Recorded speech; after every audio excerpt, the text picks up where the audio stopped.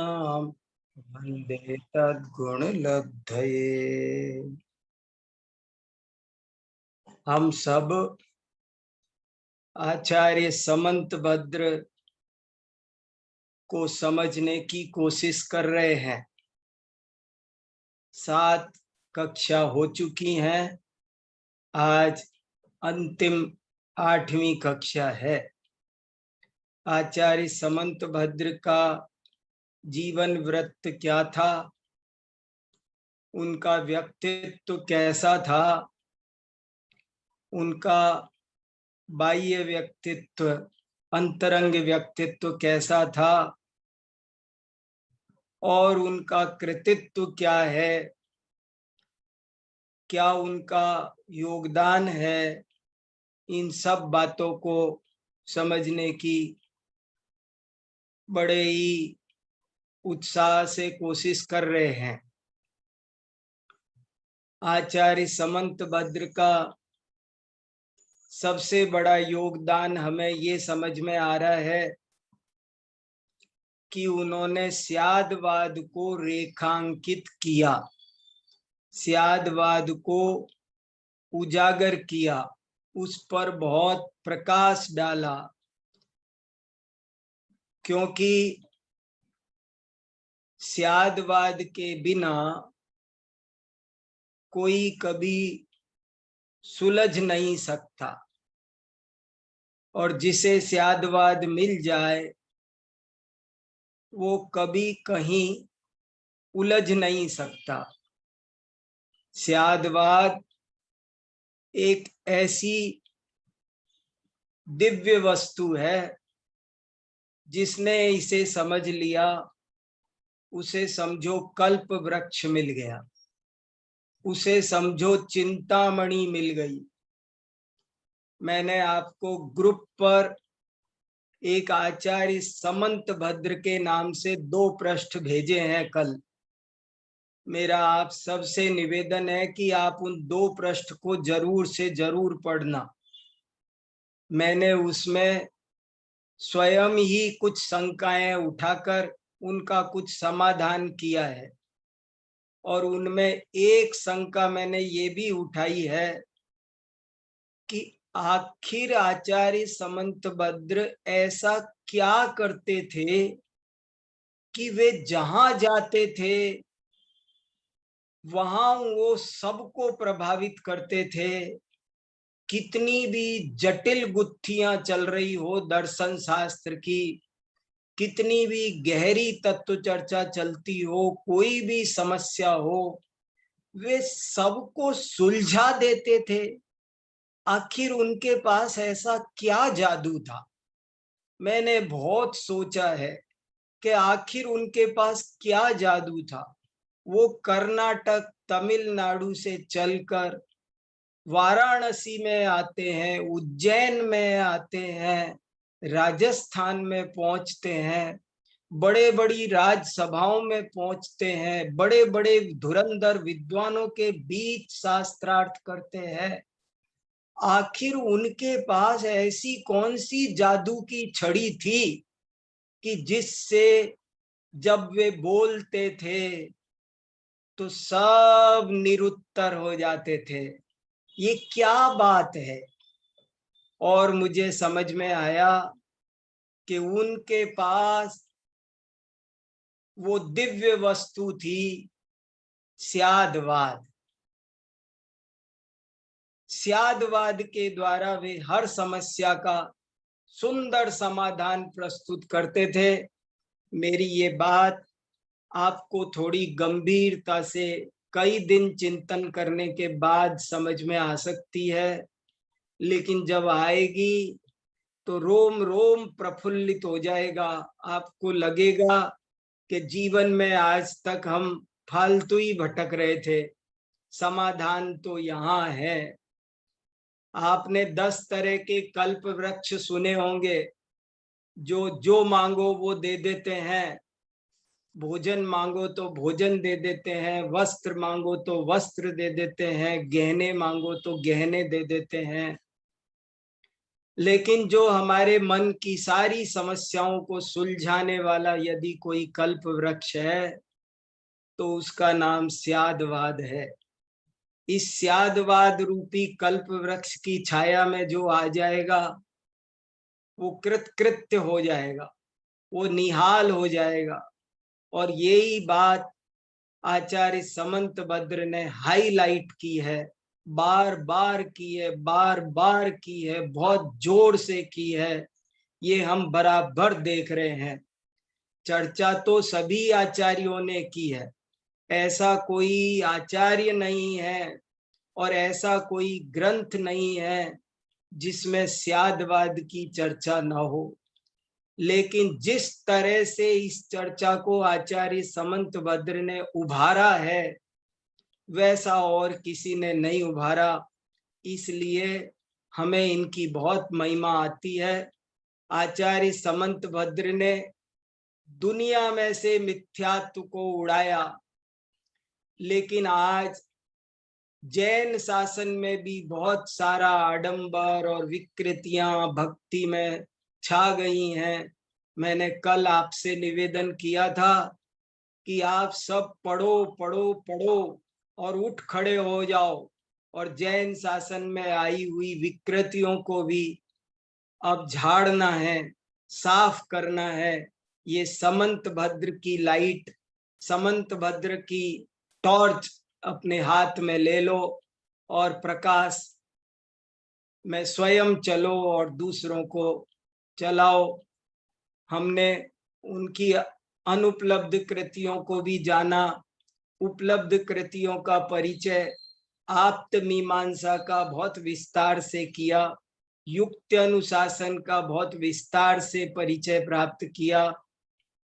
और कल हमने स्वयंभू स्तोत्र का बहुत ही विस्तार से अद्भुत परिचय प्राप्त किया। अब थोड़ी चर्चा आज जितनी मुझे समय मिलेगा वो और करूंगा। थोड़ी सी बात स्तुति विद्या पर करना चाहता हूं और दो चार शब्द रत्नकरंड श्रावकाचार्य के बारे में भी कहना चाहता हूं। लेकिन आज अंतिम कक्षा है, कल भी आपके बहुत प्रश्न रह गए थे, तो मैं चाहता हूं आज आप सबके प्रश्न हो जाएं, आप निशल्य हो जाएं तो बहुत अच्छा रहे। तो सबसे पहले मैं आपके प्रश्न आमंत्रित करता हूं। डोली बहन जी बोलिए। Very good.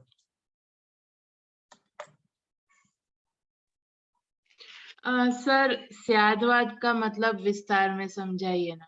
वाह, बहुत अच्छा प्रश्न है। स्यादवाद का मतलब विस्तार से समझाइए। विस्तार से शब्द को थोड़ा सा हटा देता हूं क्योंकि समय नहीं है, पर मैं बताता हूं। बहुत अच्छा प्रश्न है आपका और बात तो थोड़ी विस्तार से ही ज्यादा समझ में आएगी, लेकिन मैं कुछ ऐसी कोशिश करता हूं कि संक्षेप में बात स्पष्ट हो जाए। स्यादवाद ये दो शब्दों से मिलाकर एक शब्द बनाया है। स्यादवाद जो एक शब्द दिखाई दे रहा है, ये एक शब्द नहीं है, दो शब्दों का मिश्रण है।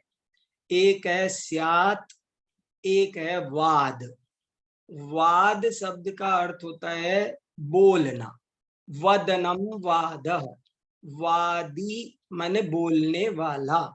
तो वाद माने बोलना, कथन करना, कहना। स्यात लगाकर बोलना, स्यात पद के साथ बोलना स्यादवाद है। स्यादवाद का मतलब है कि हम एक वाक्य भी बोलेंगे, एक बात भी बोलेंगे तो हमारे उस वाक्य में हम स्यात लगाएंगे। जैसे मान लो मैंने कहा कि ये पेन मेरा है, ये पेन लाल है, ये पेन नीला है। जो भी बोलूंगा मैं, जो भी बोलूंगा, मैंने बोला मोर नीला होता है, तोता हरा होता है, नींबू खट्टा होता है, बर्फ ठंडी होती। मैं एक वाक्य भी, लाखों वाक्य है, मैं एक भी वाक्य बोलूंगा तो उस वाक्य में स्यात् लगाऊंगा। मेरी स्याद्वाद का मतलब है कि मैं अब अपने हर सेंटेंस में पहले स्यात् लग, जैसे आपने देखा होगा कि जैसे ये रोटरी क्लब के मेंबर होते हैं, कोई कोई मेंबर होते हैं ना, तो वो अपने नाम के साथ, जैसे लॉयंस क्लब है, तो लॉयंस क्लब के जितने भी मेंबर होंगे ना, उन सब मेंबर्स का नाम होगा लॉयंस वीर सागर, लॉयंस डॉली, लॉयंस विहान पाटनी। जो भी बोलेंगे वो सब लॉयन लॉयन लगा करके बोलेंगे, सबके नाम के आगे लॉयन लगाए। ऐसे ही स्याद्वाद का मतलब है कि आज के बाद मैं जो भी बोलूंगा, मैं बोलूंगा ये रूमाल है, तो ऐसे नहीं बोलूंगा, स्यात् ये रूमाल है, स्यात् ये घड़ी है, स्यात् ये पेन है, स्यात् ये पुस्तक है, स्यात् ये पुस्तक मोटी है, स्यात् सम्मेद शिखर पूर्व दिशा में है, स्यात् सम्मेद शिखर उत्तर। अब मैं जो भी बोलूंगा, मेरा हर सेंटेंस उसके बाल काले हैं, तो मैं ऐसा नहीं बोलूंगा, मैं बोलूंगा स्यात् उसके बाल काले हैं। तो स्यात् माने क्या होता है? स्यात् शब्द संस्कृत का एक फिक्स शब्द है और उसका मतलब होता है कथनचित। कथनचित का मतलब है एक अपेक्षा से। कथनचित, कथनचित का मतलब है एक अपेक्षा।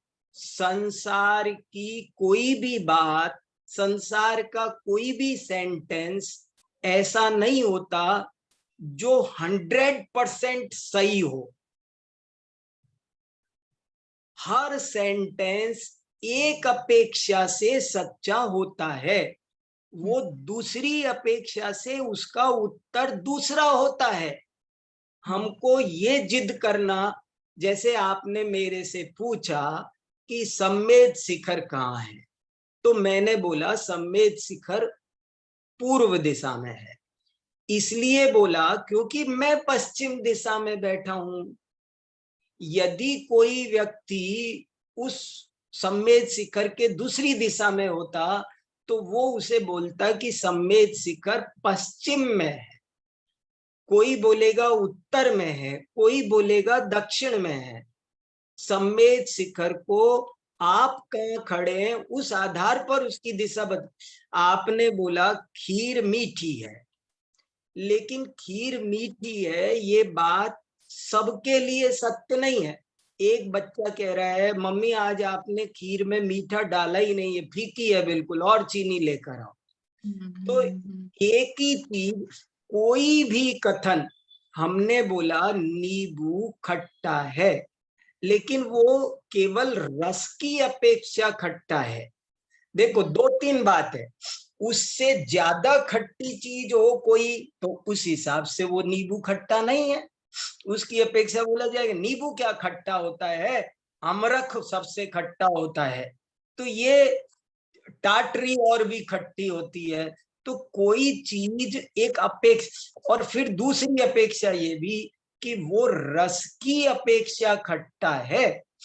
मैं गुरु हूं या शिष्य, मैं छात्र हूं या टीचर, स्टूडेंट हूं या टीचर। अरे जब मैं पढ़ाता हूं तो मैं टीचर होता हूं, लेकिन मैं पढ़ता भी हूं, जब मुझे गुरुजी पढ़ाते हैं तो मैं स्टूडेंट होता हूं। मैं पिता हूं या पुत्र। स्याद्वाद ये कहता है कि कोई भी सेंटेंस आप उलट सकते हो, कोई भी सेंटेंस आप बिल्कुल एकदम 90 डिग्री के एंगल में बिल्कुल उल्टा कर सकते हो, उसे एकदम उल्टा कर सकते हो। ये बात बड़ी अटपटी है कि मैं जीजा हूं या साला, लेकिन मैं जीजा भी हूं और साला भी हूं। मैं मोटा हूं या पतला, मैं ज्ञानी हूं या मूर्ख, मुझे ये बताओ, मैं ज्ञानी हूं या मूर्ख? जो मेरे से बहुत ज्ञानी हैं उनकी अपेक्षा मैं मूर्ख हूं, लेकिन बहुत से लोग बहुत कम ज्ञान मुझसे रखते हैं, उनकी अपेक्षा मुझे ज्ञानी कहा जाएगा। एक ही व्यक्ति ज्ञानी भी है, अज्ञानी भी है, मोटा भी है, पतला भी है, मैं लंबा हूं या ठिगना, मैं धनवान हूं या निर्धन। आपको कोई भी प्रश्न आप मुझे मैं आपसे पूछूं, मेहंदी लाल होती है या हरी? पत्ते मेहंदी, हरे होंगे। ये माने ये एक गजब की बात है।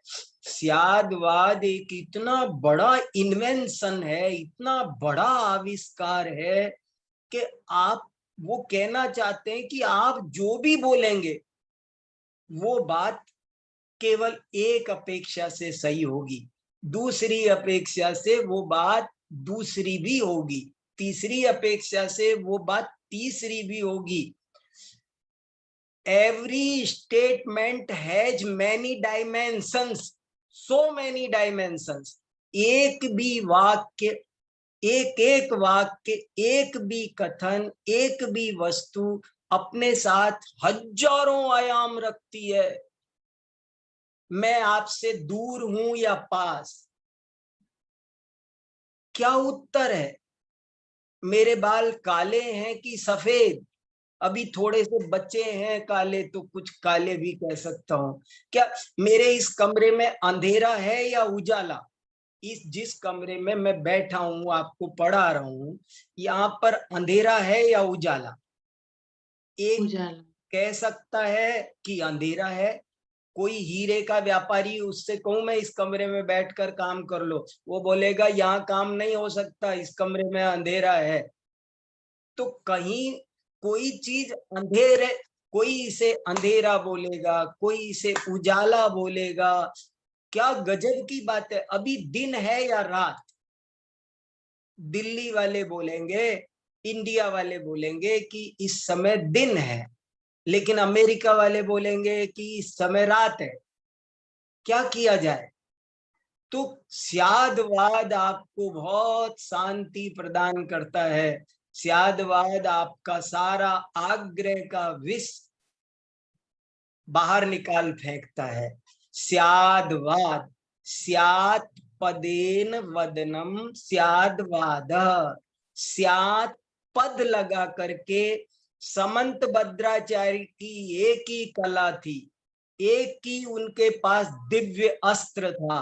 वो ये कहते थे, हम तो जो भी बात बोलेंगे वो स्यात लगाएंगे। स्यात लगा करके हर बात बोलने की जिसे कला आ गई, वो कभी दुखी नहीं हो सकता, वो कभी उलझ नहीं सकता, वो अज्ञानी नहीं रह सकता। और जिसे स्यात लगाकर बोलना नहीं आया, जो स्यात पद नहीं समझा, वो जिंदगी में कभी सुलझ नहीं सकता, वो उलझा ही रहेगा। ये एक अद्भुत चीज है। Very good, thank you. Thank you sir. आगे और दो लोग कुछ कहना चाह रहे, कहो। मुझे तो समंत भद्र पढ़कर कल्प वृक्ष मिल गया। मैं आपको बता नहीं सकता मुझे जो लाभ हुआ है, और इसीलिए आप सब लोगों से, सब बड़े होनहार हो, प्रबुद्ध हो, आप सबके चेहरे देख देख कर मैं कितना प्रसन्न हूँ। मेरी आशा के किरण हो। मुझे आप सबसे बहुत उम्मीद है कि देखो, दुनिया में बहुत अज्ञान फैला हुआ है, और यदि उस अज्ञान को दूर करना है तो आपको समंत भद्र पकड़कर खड़े होना पड़ेगा। आप जीतोगे, जैन दर्शन को विश्व दर्शन बना सकते हो। आज भी मैंने युक्ति अनुशासन का श्लोक सुनाया था आपको परसों। आज भी कोई वक्ता स्यादवादी मिल जाए तो जैन दर्शन को विश्व दर्शन बना सकता है। आज भी कहते समय बड़ा खराब है, कोई खराब नहीं है, बहुत अच्छा समय है, बहुत वैज्ञानिक समय है। मैं कभी कभी इस विषय पर बहुत बोलता हूँ कि आज तो जैन दर्शन को विश्व दर्शन बनाने के लिए बल्कि ज्यादा सूटेबल टाइम है, बल्कि ज्यादा अनुकूल टाइम है। अरे भैया, थोड़े दिन पहले तक तो लोगों में बहुत ज्यादा कट्टरता थी। लोग यहां तक कहते थे कि हाथी के पैर के नीचे दबकर मर जाओ, पर जैन मंदिर में मत जाओ। पहले बहुत सांप्रदायिक कट्टरता थी, बहुत तरह की बातें थी, या कोई थोड़ी सी भी तत्व की बात करता था तो उसको मार डाला जाता था। किसी ने यदि ये कहा भगवान जगत का करता धरता नहीं है, भगवान तुम्हारा भला बुरा नहीं करता, तुम स्वयं अपना भला बुरा करते हो, तुम अपने मालिक आप हो, यदि किसी दार्शनिक ने ये बात कही तो वहां का राजा कुपित हो जाता था, उसे जहर का प्याला पिला देता था। सुकरात को इसीलिए मारा था, ईसा मसीह को इसीलिए मारा था कि उन्होंने कहा, सबसे चौराहे पर जाकर सबसे कहते थे कि तुम अपने मालिक आप हो, तुम्हारा भला बुरा कोई तीसरी शक्ति नहीं करती है, कोई भगवान तुम्हारा भला बुरा नहीं करता, अपने मालिक आप हो, जगत के कर्ता धर्ता भगवान नहीं है। लेकिन आज तो समय बहुत अच्छा आया है, आज तो ओ माई गॉड बन गई है, आज तो पीके बन गई है, जिनमें ठोक बजा करके ये सारी दुनिया को बता दिया गया है कि भगवान जगत का कर्ता धर्ता नहीं है, तुम अपने कर्ता धर्ता आप स्वयं हो। और यदि कोई तुमसे कहे कि तुम कि भगवान जगत के कर्ता धर्ता हैं, तो समझ लेना वो फिरकी ले रहा है, वो तुम्हें परेशान कर रहा है, तुमको मूर्ख बना रहा है।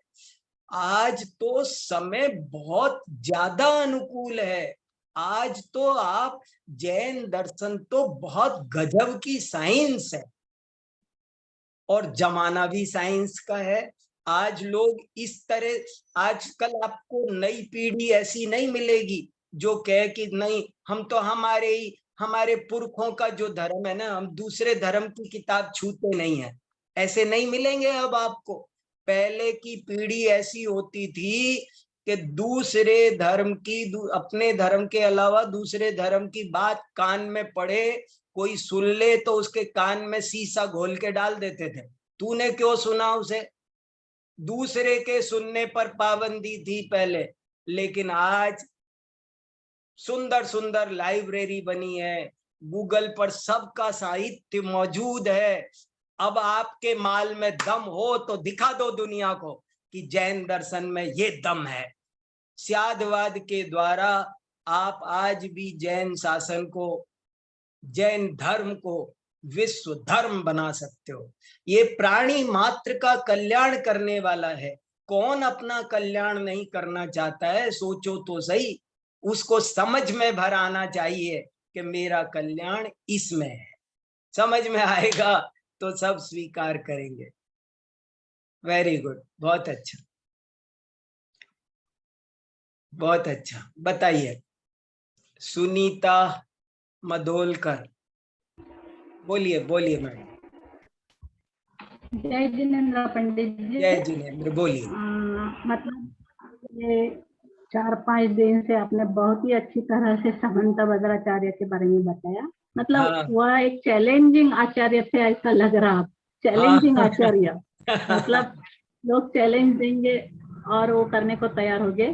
तो कल हाँ, के आपके स्वयंभू सूत्र के बारे में थोड़ा सा अधूरा रहा हाँ, हुआ मेरी शंका बोलिए थी बोलिए। कि ये 24 तीर्थंकर की स्तुति है, हाँ, और कौन से भी तीर्थंकर का पर्सनली नाम उसमें नहीं आता है, ये भी समझ में आया है। पर जैसे हाँ, आप बोल रहे थे कि श्लोक नंबर 21 में सुमतिनाथ भगवान को नाम है।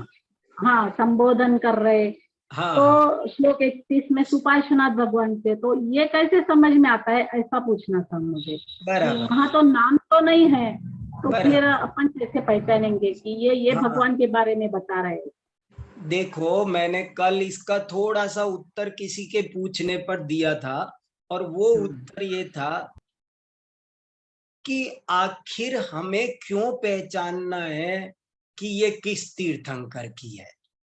देखो मैं मजाक नहीं कर रहा हूं, मैं उत्तर देने की कोशिश कर रहा हूं, टॉन्टिंग नहीं कर रहा हूं, मैं उत्तर दे रहा हूं। मैं ये बता रहा हूं कि ये हमारी कमी है कि हम 24 तीर्थंकरों में भेदभाव ना कर रहे हैं। हमको क्यों जानना है? वो तो सुमतिनाथ का भी नाम इसलिए आ गया कि उन्होंने ये कहा कि हे सुमतिनाथ, आप वास्तव में सुमतिनाथ हो।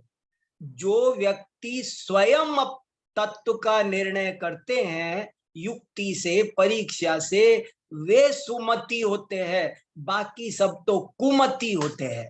इसलिए उनको एक बात कहनी थी और वो उनके नाम में से भी निकल गई, तो वो नाम आ गया। लेकिन 24 के नाम नहीं आए हैं, उनको जरूरत ही नहीं पड़ी। उनके दिमाग में तो वीतराग सर्वज्ञ हितोपदेशी परमात्मा ध्यान में रहा है।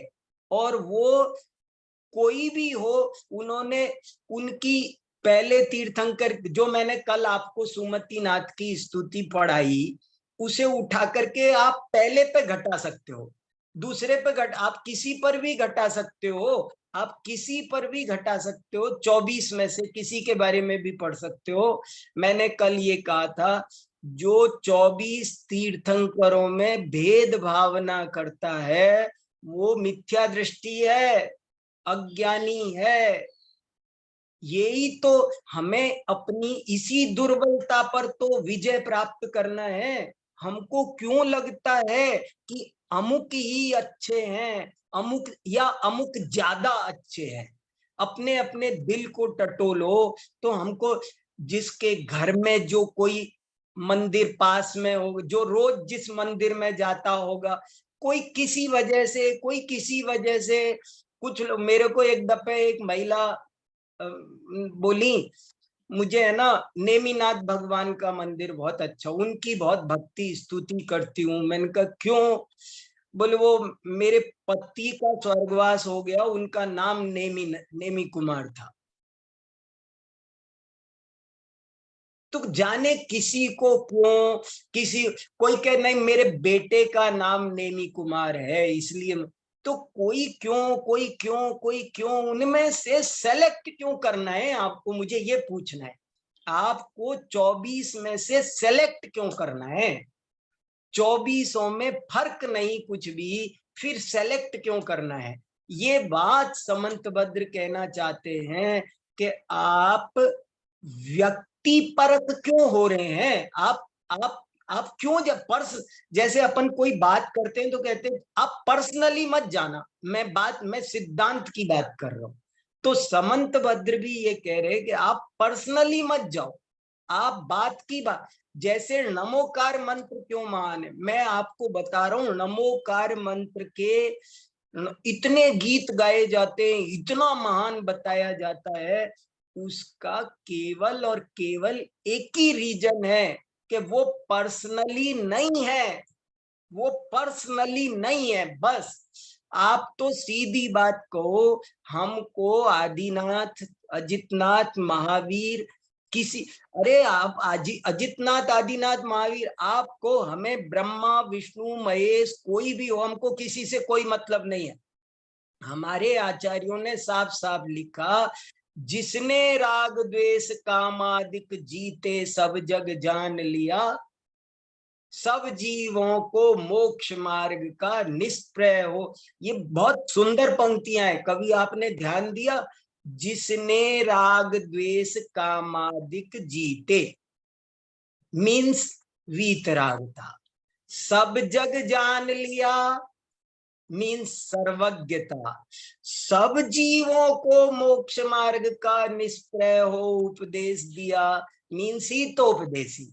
और आगे बुद्ध, वीर, जिन, हरि, हर, ब्रह्मा, या उसको स्वाधीन, स्वाधीन माने यू आर फ्री टू से बाय एनी नेम, आप किसी भी, स्वाधीन माने उस कवि ने 2-4 नाम बता दिए कि बुद्ध, वीर, जिन, ले कुछ बोल दिए और फिर एक शब्द अंत में बोला स्वाधीन। स्वाधीन माने आप, आज स्वतंत्रता दिवस है ना, तो आप स्वतंत्र हो, यही तो स्वतंत्रता है कि हर एक आत्मा, जैन दर्शन के अनुसार सभी आत्माएं समान हैं, कोई छोटी बड़ी नहीं है, और आप उनमें भेद भावना करते हो, इससे बड़ा अज्ञान और मिथ्यात्व और कोई नहीं है।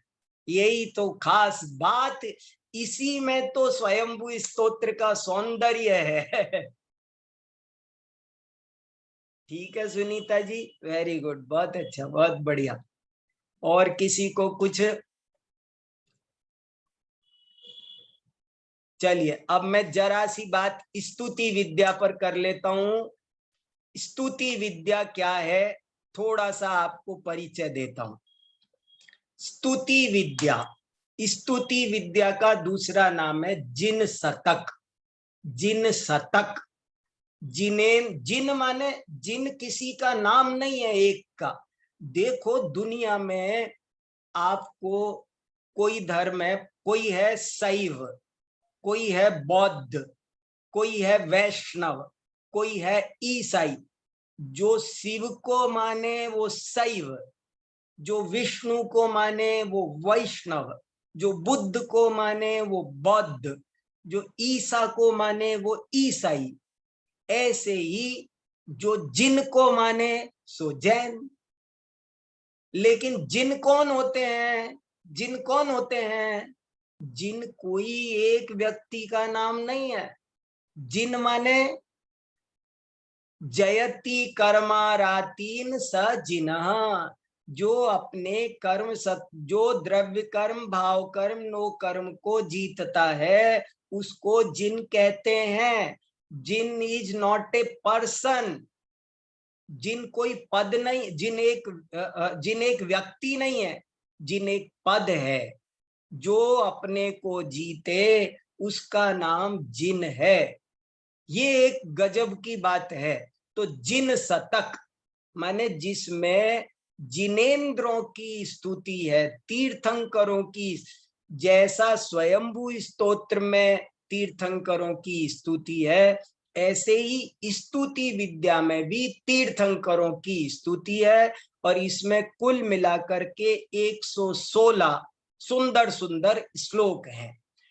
फर्क क्या है स्वयंभू स्तोत्र में और स्तुति विद्या में? फर्क क्या है? फर्क ये है कि स्वयंभू स्तोत्र तो बहुत सीधा सच्चा सरल तत्व ज्ञान से भरपूर ग्रंथ है। लेकिन ये जो स्तुति विद्या है, ये थोड़ा सा चमत्कारिक भी है, ये अलंकारिक भी है।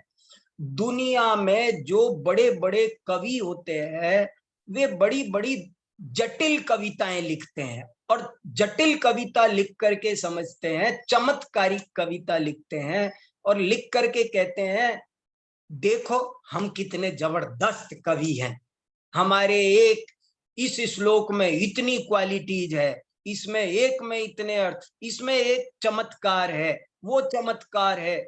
ऐसे बड़े बड़े चमत्कार करके अपने को कवि के रूप में स्थापित करते थे। समंत भद्र ने उनको जरा ये भी दिखा दिया, थोड़ा सा सैंपल, कि यहां भी वैसी प्रतिभा की कोई कमी नहीं है, बहुत गजब की कविता की जा सकती है। अंकित भैया स्क्रीन शेयर की जाए, मैं इनको सबको दिखाना चाहता हूं कि स्तुति विद्या में कैसी चमत्कार पूर्ण स्तुतियां भी है। बहुत माने मैं क्या बताऊं, समंत भद्र की प्रतिभा में कोई कमी ऐसी नहीं थी, लेकिन उन्होंने अपनी प्रतिभा को भटकने नहीं दिया, उन्होंने अपनी प्रतिभा को तत्व ज्ञान में लगाया। वे ऐसी प्रतिभा भी थे, उनके लिए संसार का कोई कवित्व दुर्लभ नहीं था, संसार का कोई नोबेल पुरस्कार उनके लिए कोई बड़ी बात नहीं। उन्होंने उस प्रतिभा को भटकने नहीं दिया और उसे पूरी तरह स्यादवाद में, तत्व ज्ञान में लगाए रखा। इसलिए मैं आपको ये दिखा रहा हूं कि देखो, स्क्रीन लगाई जाए। अंकित, शाश्वत कौन है भैया? स्क्रीन लगाओ जरा, देखें सब लोग। हाँ शाश्वत भैया देखो, देखो आप थोड़ा सा सैंपल दे, वैसे तो मैंने आपको पूरी की पूरी समंत भद्र ग्रंथावली भेजी है, लेकिन ये देखो आप गजब का, ये 2 श्लोक मैंने 13वां और 14वां 116 श्लोक है, जिनमें से मैंने 2 श्लोक अभी आपको दिखा रहा हूं। सिर्फ ये सैंपल है कि वे कितने कुशलता के साथ कवि एक अक्षर से पूरा श्लोक बना सकते थे। पहला श्लोक एकाक्षरी श्लोक कहलाता है, दूसरा श्लोक द्व्यक्षरी कहलाता है। पहले अक्षर में केवल एक अक्षर है और दूसरे श्लोक में 2 अक्षर बनाए, एक लाइन में, एक एक लाइन 2-2 अक्षर की है, एक पंक्ति 2 अक्षर की, चतुरक्षरी है वो कुल मिलाकर। देखो क्या श्लोक है, ततोतिता तुतेतीत तोत्रितोतीति तोतित ततोतातीत तोतोते ततताते ततो ततः। क्या श्लोक है, आप सोच रहे ये श्लोक है, क्या श्लोक बनाया। अब मेरे पास समय नहीं कि मैं आपको अर्थ बताऊं, इसकी और महिमा बताऊं, लेकिन एक अक्षर से पूरा श्लोक, एक अक्षर में ए आई ऊ की मात्राएं जोड़ दी और पूरा श्लोक बन गया। ततोतिता तुतेतीत तोत्रितोतीति तोत्रितः ततोतातीत तोतोते ततताते ततो ततः। क्या श्लोक बनाया। मैंने उनमें ऐसी प्रतिभा भी कम नहीं थी कि कोई कहे एक अक्षर से श्लोक बनाओ तो बना दिया। बड़ी गजब की स्तुति है, इसका अर्थ पढ़ना आप उसमें, तब समझ में आएगा। अगला देखो, ये या ये ना ना नु ना ना ना ना ना ममा ममा ममा मामी तात ती ती तती तितः। देख कैसे 2 अक्षर लेकर पूरी पंक्ति बना दी, ऊपर की पंक्ति में 2 अक्षर, नीचे की पंक्ति में 2 अक्षर, और कितना गजब का काव्य बनाया है। क्या इसका अर्थ है। तो स्क्रीन नंबर 2 लगाई जाए, समय तेजी से भाग रहा है, दूसरी और दिखा दूं, हमारी अंतिम क्लास है ये आज। दूसरी स्क्रीन दिखाई जाए, देखो दूसरा, और देखो बहुत सुंदर श्लोक अब आपके सामने। एक श्लोक इसमें से ऐसा दिखाना है जो जिसका हम सब थोड़ा सा आनंद भी ले सकें, ये तो चमत्कार का है।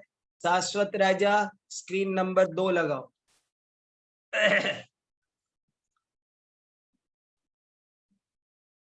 देखो ये 114 नंबर का श्लोक है, किसमें से, स्तुति विद्या में से, जिन शतक में से 114 नंबर का आखिर की तरफ से अब एक दिखा रहा हूं आपको।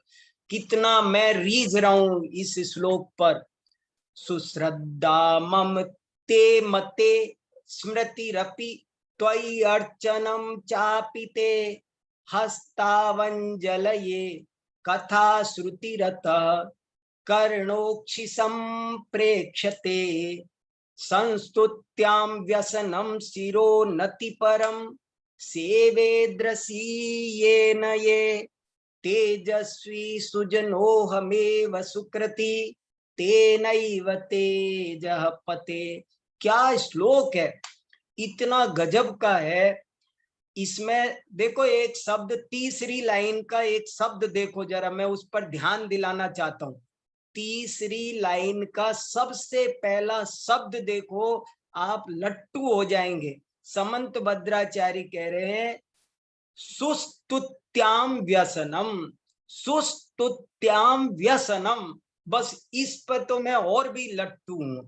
वो क्या कह रहे हैं कि हे जिनेंद्र देव, मुझे आपकी सच्ची स्तुति करने का व्यसन लग गया है और मैं चाहता हूं जीवन भर ये लगा है। सबको तरह तरह के व्यसन लग, समंत भद्राचार्य कहते मुझे व्यसन लगा है एक। क्या व्यसन लगा है, सुस्तुत्याम व्यसनम। मुझे ये जो वीतरागता, सर्वज्ञता और हितोपदेशिता की स्तुति करने का व्यसन लगा है। मुझे फालतू की बातें बिल्कुल पसंद नहीं है, मुझे फालतू की बातें बिल्कुल पसंद नहीं है। मुझे स्तुति किस लिए की, कल हमने आपको स्वयंभू स्तोत्र में सैंपल दिखाए, कैसी स्तुति कि हे भगवान, आपने मुझे स्वास्थ्य किसे कहते हैं मेरी आंखें खोल दी। मैं पागल हो रहा था, आज तक जन्म जन्म में मैंने भटका, इतनी जगह गया, इतने स्कूलों में पढ़ा, पर मैंने कभी स्वास्थ्य किसे कहते हैं इसे नहीं जाना। आपने मुझे स्वास्थ्य समझाया, इसकी मुझे बहुत बहुमान आ रहा है। ये मेरे हृदय की भक्ति है और ये मैं इसी के कारण मैं आपकी स्तुति कर रहा हूं, इसी के कारण मैं आपकी प्रणति कर रहा हूं। सुश्रद्धा ममते, मम माने मेरी, मेरी श्रद्धा आप में ही जम गई है। मेरी मति आपकी ही स्मृति करती रहती है, आपकी ही अर्चना करती है। सुश्रद्धा ममते, मेरी श्रद्धा केवल आप में लग गई। देखो, जब ये चीज समझ में आती है तो जीवन में ऐसी घटना अंदर से सहज घटित होती है। भक्ति जबरदस्ती नहीं थोपी जाती, जीवन ऐसे ही नहीं बदलता, अंदर से बदलता है। जब तत्व ज्ञान होता है, उसका असली कारण समझ में आता है। हे भगवान, मेरी श्रद्धा पूरी तरह आप में समर्पित हो गई। मेरी स्मृति, मेरी मति में आपकी स्मृति बनी रहती है। सब हमेशा आप ही का अर्चन होता रहता है। हस्तावंजल, ये मेरे ये जो हाथ है ना, वो आपके ही आगे अंजलि बद्ध होते हैं, आपके ही लिए इनकी अंजलि बनती है, मेरे इन हाथों की। हस्ता, क्या लिखा, हस्तावंजल, ये कथा श्रुति रहता है कर्णो। मेरे जो कान है ना, वो कोई काम नहीं करना चाहते, अब संसार का कोई काम मेरा कान नहीं करना चाहता, केवल आपकी कथा सुनना चाहता है। मेरी श्रद्धा अब कहीं नहीं जाती, आप ही के पास टिकी है। मेरी मति में अब कुछ याद नहीं आता, 24 घंटे ये देखो आप भाव, मैंने आपको पहले बताया कि कितनी कलात्मक स्तुति है। अब मैं आपको बता रहा हूं कि ये कितनी भावपूर्ण स्तुति है। मेरी श्रद्धा कुछ नहीं करती, आप ही में लग गई। मेरी मति अब कुछ याद नहीं करती, 24 घंटे आपकी स्मृति करती। मुझे और किसी का बहुमान नहीं आता, आप ही का आता है। मेरे ये हाथ आप ही की अंजलि जोड़ लेते हैं, मेरे ये कान आपकी कथा सुनते हैं और कोई काम के ही नहीं बचे। अक्षी संप्रक्षते, मेरी जो आंखें है ना, इनका 24/7 एक ही टारगेट रह गया, आपको देखना। मेरी आंखों के पास और कोई काम नहीं बचा, मेरी आंखें अब सब जगह से रिटायर हो गई, निवृत्ति ले ली। मेरी आंखें अब कुछ नहीं करना चाहती, मैं अंधा हूं, मुझे केवल आपको ही देखती है बस। मेरी श्रद्धा आप पर है, मेरी मति आप पर, मेरी स्मृति आप पर, मेरा अर्चन आप पर, मेरे हाथ आप पर, मेरे कान आपके लिए, मेरी आंखें आपके लिए। और बस आपकी इस वीतरागता, सर्वज्ञता और हितोपदेशिता का तो बस मुझे व्यसन लग गया। सिरोन्नति परम, मेरा ये जो सिर है ना, वो 24 घंटे आपके चरणों में झुका रहता है, कोई काम नहीं है इसके पास। सिरोन्नति परम सेवे द्रसी ये नते, ऐसी सेवा मेरे जीवन में प्रकट हुई है भगवान अब आपकी। और इसके कारण तेजस्वी सुजनो हम सुकृति, देखो ये क्या कहा, क्या कहा।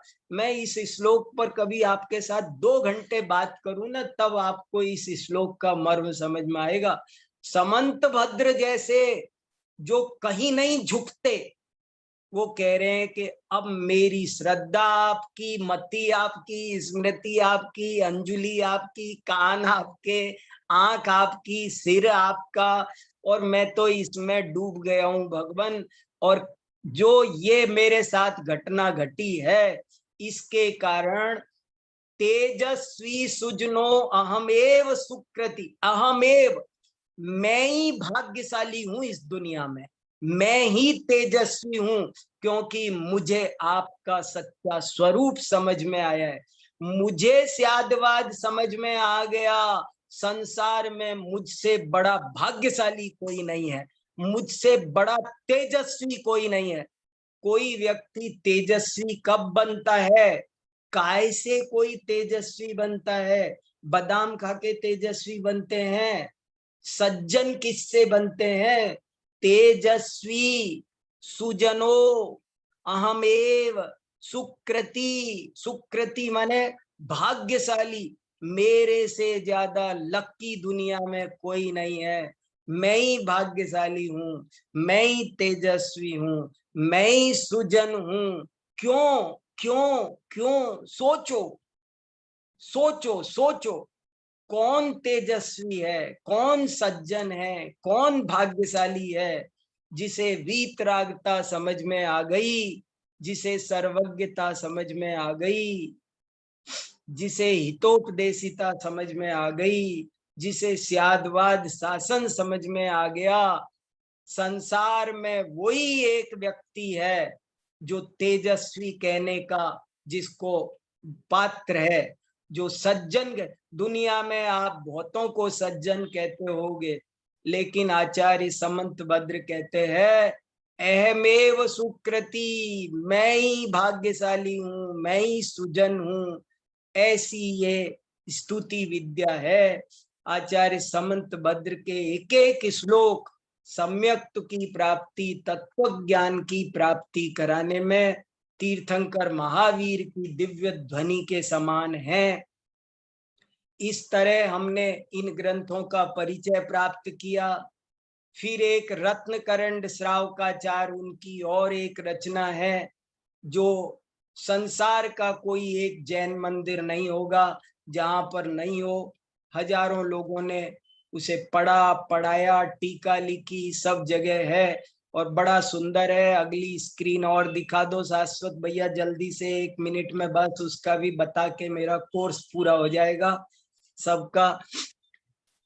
जो रत्नकरंड श्रावकाचार है उसमें उन्होंने सम्यक दर्शन, सम्यक ज्ञान का शुरू में वर्णन किया और बाद में पूरे श्रावकाचार का, सल्लेखनाओं का, 11 प्रतिमा का 150 श्लोकों में बहुत सुंदर वर्णन किया है। नमः श्री वर्धमानाय निर्धूतक कलिलात्मने सालोका नाम त्रिलोका नाम यद विद्या दर्पणायते। ये उसका बहुत अच्छा मंगलाचरण है।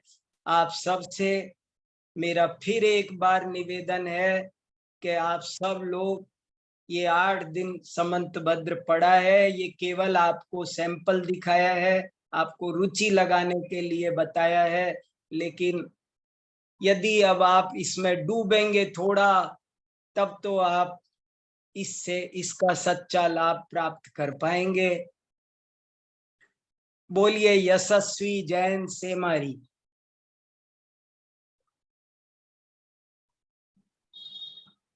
जय जिनेन्द्र पंडित जी। जय जिनेन्द्र। बोलिए।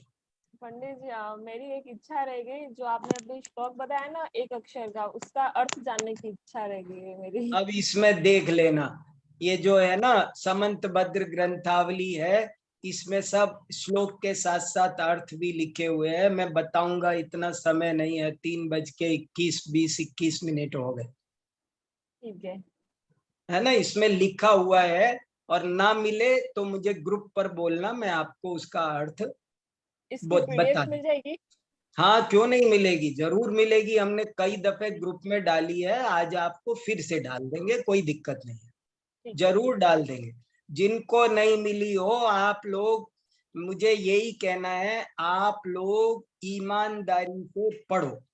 मैं ईमानदारी से पढ़ा रहा हूं, मैं मन से पढ़ा रहा हूं, मेरे ऊपर कोई प्रेशर नहीं है और मैं अपने दिल से पढ़ा रहा हूं। आप दिल से पढ़ो।